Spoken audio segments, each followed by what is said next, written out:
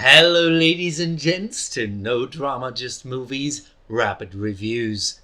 Before we give you our review of the latest Karate Kid installment, Karate Kid Legends, I thought I should rewatch some of the originals.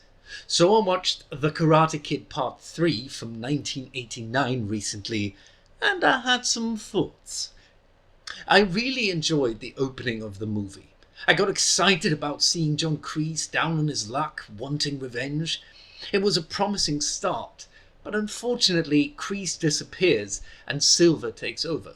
And while Silver is an interesting character and becomes much more important once he starts training Daniel, he is not the one beaten and humiliated by Daniel and Mr. Miyagi. He's really got no personal stakes in this, so the conflict feels a little less engaging. Acting-wise, the standouts for me were Ralph Macchio, of course, and Thomas Ian Griffith as Silver. Macchio brings a lot more energy to this movie, like when he tries to convince Miyagi that opening a bonsai store is a good idea. The scene where he tries to get the bonsai tree from the mountain and gets trapped by the bullies could have slipped into the melodramatic, but Macchio commits and sells the importance of the moment.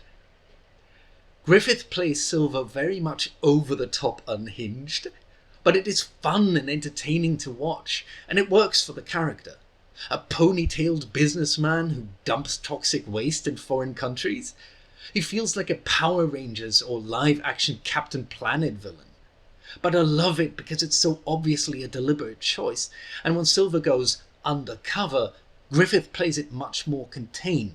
And I particularly love his acting in the scene where he reveals his evil doings to Daniel. On that note, I really enjoyed Silver's ruse and his manipulation of Daniel, right down to protecting Daniel from the bully he hired himself. One thing that didn't work as much for me was the overstuffing with villains. Now, I liked that this went back to the first film formula. The harassment comes early and is constant. That said, I felt like maybe there were a few too many antagonists in this. You've got Kreese at the beginning, then Silver, then Mike Barnes, as well as Dennis and Snake. It feels excessive, and it makes it harder to connect to the conflict. I really enjoyed the final fight. Even though it goes back to the tournament, it was different and exciting enough to keep me hooked.